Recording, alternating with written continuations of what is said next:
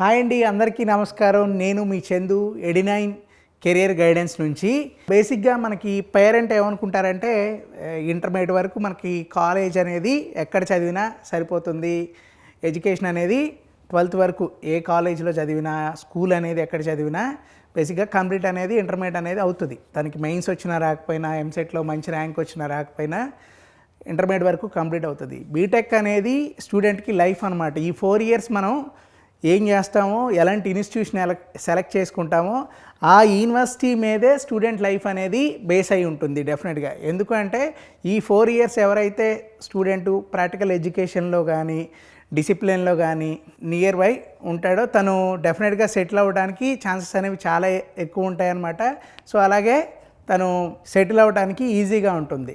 So బేసిక్గా చాలామంది BTech పిల్లలు ఏమనుకుంటారంటే బీటెక్ రాగానే మనకి ఫ్రీడమ్ వచ్చింది, సో మనం ఇక పెద్దగా మనమే ప్రెజర్ ఉండదు, ఇంటర్మీడియట్ లాగా మనకు ఫ్రీడమ్ ఉంటుంది, మనం ఎక్కడికైనా వెళ్ళొచ్చు, సో ఒక బాధ పోయిందన్న కాన్సెప్ట్లో ఉంటారు. కానీ బేసిక్గా స్టూడెంట్ లైఫ్ అనేది స్టార్ట్ అయ్యేది నాకు తెలిసి అయితే బీటెక్లోనే. ఎందుకంటే బీటెక్ లైఫ్ అనేది ఎవరైతే ప్రాక్టికల్ ఎడ్యుకేషన్లో తను డిసిప్లిన్గా ఉండి రీప్లేస్మెంట్తో బయటకు వస్తాడో ఆ స్టూడెంట్ అనేది 40 years లైఫ్ అనేది బాగుంటుందన్నమాట. సో అలా మనకి మెయిన్స్ రాకపోయినా, అలాగే మంచి కాలేజీలో ఎక్కడైనా సీట్ రాకపోయినా యూనివర్సిటీ సెలెక్ట్ చేసుకునేటప్పుడు మాత్రం 1-2 సార్లు చెక్ చేసుకొని క్యాంపస్ విజిటింగ్ అనేది చేసి అడ్మిషన్ తీసుకోవడం అనేది పేరెంట్గా అవసరం.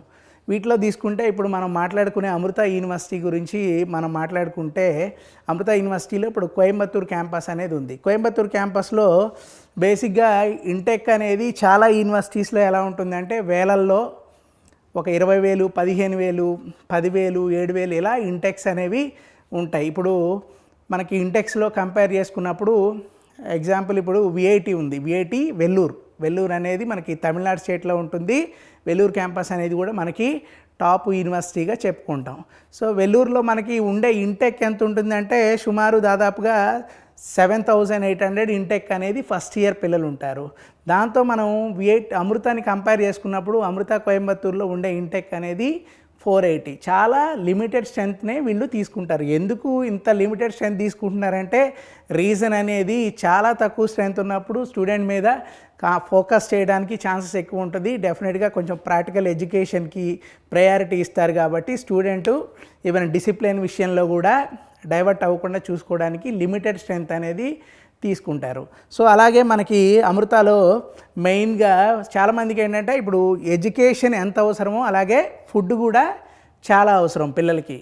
ఇప్పుడు కొన్ని కాలేజీలు ఉంటాయి, లైక్ ఎలా ఉంటుందంటే ఫ్రైడ్ రైసెస్, రకరకాల ఫుడ్ అనేది పెడతారు. ఇప్పుడు మనకి హైదరాబాద్ తీసుకుంటే చాలా యూనివర్సిటీస్లో అన్నంలో సున్నం కలపడం, అలాగే కర్రీస్లో కానీ, ఈ బిర్యానీస్లో కానీ, ఫ్రైడ్ రైస్లో కానీ టేస్టీ సాల్ట్ కలపడం, ఇలా చాలా యూనివర్సిటీస్లో ఫుడ్ అనేది కల్తీ జరుగుతుంది. సో మనం ఫుడ్ తీసుకుంటున్నాం అని అనుకుంటున్నాం కానీ బేసిక్గా తీసుకునేదంతా పాయిజన్ అనమాట ఇవి తీసుకోవడం వల్ల. సో స్టూడెంట్కి ఎడ్యుకేషన్ అలాగే ప్లేస్మెంట్ ఇవన్నీ ఎంత అవసరమో హెల్త్ కూడా చాలా అవసరం. ఇప్పుడున్న పరిస్థితిలో మనం తీసుకునే ఫుడ్, క్లైమేట్కి వీటికి మాత్రం మనకి తీసుకునే ఫుడ్ అనేది కూడా చాలా అవసరం. సో అలాంటి కొన్ని యూనివర్సిటీస్లో ఎలా ఉంటుందంటే ఫుడ్ అనేది టోటల్గా ఆర్గానిక్ ఫుడ్ అనమాట. ఇప్పుడు అమృత యూనివర్సిటీ తీసుకున్నారనుకోండి, కోయంబత్తూర్ క్యాంపస్ అనేది 400 acresలో క్యాంపస్ ఉంటుంది.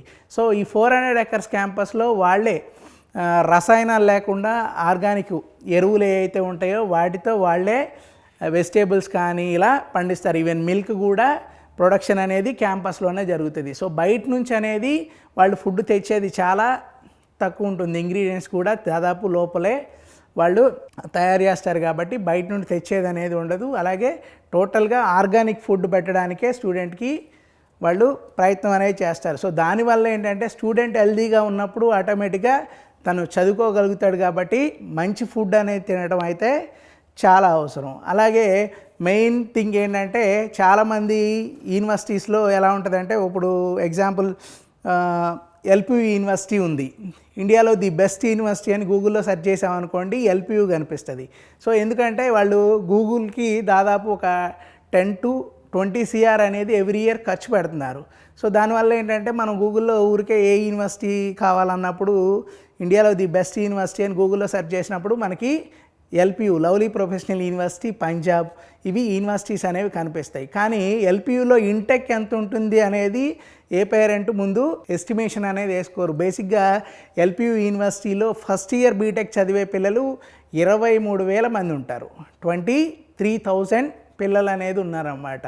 బేసిక్గా వాడు చూపిస్తూ ఉంటాడు వెబ్సైట్లో ఒక 2,000 నెంబర్స్కో ఎవ్రీ ఇయర్ 3,000 నెంబర్స్కో ప్లేస్మెంట్స్ అనేవి వచ్చాయని చూపిస్తాడు. మనం ఈ 2,000 3,000 పిల్లలకి ప్లేస్మెంట్స్ వచ్చాయని చూడగానే మనం ఏమనుకుంటాం అంటే అబ్బా ఈ యూనివర్సిటీలో బాగా ప్లేస్మెంట్స్ ఉన్నాయి, మనోడు ఇక్కడికి వెళ్తే సెటిల్ అయిపోతాడు ఇక అన్నట్టు ఉంటుంది. పిల్లలు కూడా చాలామంది పిల్లలు ఏంటంటే సీనియర్స్ ఫీడ్బ్యాక్ తీసుకొని కొంతమంది పిల్లలు ఎక్కడైతే ఫ్రీడమ్ ఉంటుందో ఆ యూనివర్సిటీకి వెళ్ళడానికి చాలామంది పిల్లలు ఇష్టపడతారు.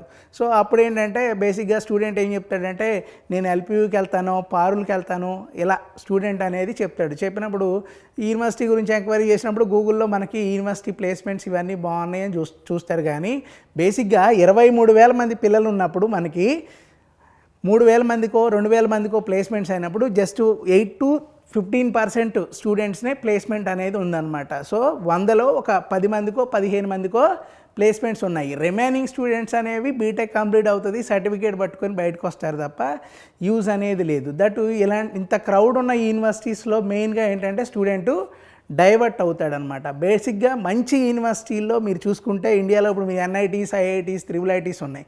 వాళ్ళు కూడా చాలా పెద్ద ఇన్ఫ్రాస్ట్రక్చర్ ఉంటుంది, చాలామంది పిల్లల్ని తీసుకోవచ్చు. కానీ యూనివర్సిటీస్లో మీరు చూసుకుంటే ఈ ఎన్ఐటీస్, ఐఐటీస్లో ఓల్డ్ అనుకోండి 3,000 అలా ఉంటారు, న్యూ అనుకోండి 1,500, 1,000, 1,200 ఇలా ఇంటెక్స్ అనేవి ఉన్నాయి.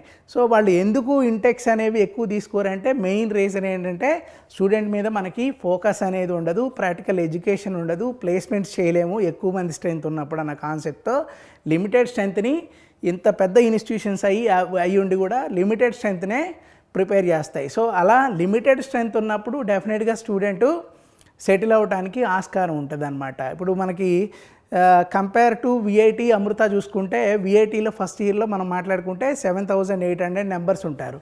సో 7,800 మందిలో మనకి 2,000 మందినో 3,000 మందినో ప్లేస్ చేస్తారు. రిమైనింగ్ స్టూడెంట్ది అవుట్ అయిన తర్వాత బీటెక్ కంప్లీట్ అయ్యి బయటకు వచ్చిన తర్వాత వాడి పరిస్థితి ఏంటన్నది ఫస్ట్ క్వశ్చన్ అనమాట. ఇప్పుడు అలాగే మనకి ఇప్పుడు అమృత కోయంబత్తూరు గురించి మాట్లాడుకున్నాం. కోయంబత్తూరులో దాదాపు 93% ప్లేస్మెంట్స్ ఉన్నాయి. 100లో దాదాపు 93 మందిని డెఫినెట్గా వాళ్ళు ప్లేస్ చేయగలుగుతున్నారు. అంటే దాదాపుగా 480 నెంబర్స్ ఉంటే 400 నెంబర్స్ అనేవి స్టూడెంట్కి ప్లేస్మెంట్స్ అనేవి వస్తున్నాయి. అలాగే ఇంకొకటి ఏంటంటే మనకి కంపేర్ టు అమృతతో తీసుకున్నప్పుడు అమృతలో హైయెస్ట్ ప్యాకేజ్ ఏ ఇయర్ తీసుకున్నా సరే, ఓల్డ్ ఇయర్స్ ఏది తీసుకున్నా సరే ఒక 60 to 70 lakhs మధ్యలోనే హైయెస్ట్ ప్యాకేజెస్ అనేవి ఉన్నాయి. ఇప్పుడు విఐటి గురించి మాట్లాడుకున్నప్పుడు మనం విఐటిలో హైయెస్ట్ ప్యాకేజ్ ఏ ఇయర్ తీసుకున్నా సరే ప్రతి ఇయర్ 1 CR అబోవ్నే మనకి ప్లేస్మెంట్స్ అనేవి ఉన్నాయన్నమాట.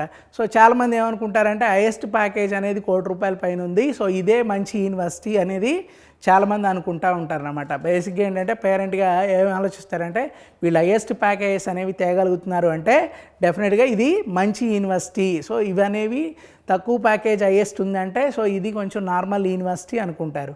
కానీ ప్లేస్మెంట్స్ పరంగా హైయెస్ట్ ప్యాకేజ్ అనేది ఒకళ్ళిద్దరికి ఎవరైనా ప్లేస్ చేయగలుగుతారు. ఏ యూనివర్సిటీ అయినా చిన్న చిన్న యూనివర్సిటీస్లో కూడా కొంతమంది 1 CR ప్యాకేజ్ అనేది చూపిస్తూ వస్తున్నారు. కానీ మనకి బేసిక్గా తీసుకుంటే హైయెస్ట్ ప్యాకేజ్ ఎంతైనా ఉన్నదన్నది అది అవసరం లేదు. సో అది అందరికీ రాదు కాబట్టి వేలల్లో ఒకరికి ఇద్దరు వస్తుంది కాబట్టి సో మనం హైయెస్ట్ ప్యాకేజ్ చూసేదానికంటే కూడా యావరేజ్ ప్యాకేజ్ అనేది చూసుకోవడం అవసరం. ఇప్పుడు విఐటి ఉంది, విట్టు వెల్లూరు క్యాంపస్లో యావరేజ్ ప్యాకేజ్ వచ్చేసి 8 lakhs 9.3 అనేది యావరేజ్ ప్యాకేజ్. 8 నుంచి 9,30,000 అనేది యావరేజ్ ప్యాకేజ్.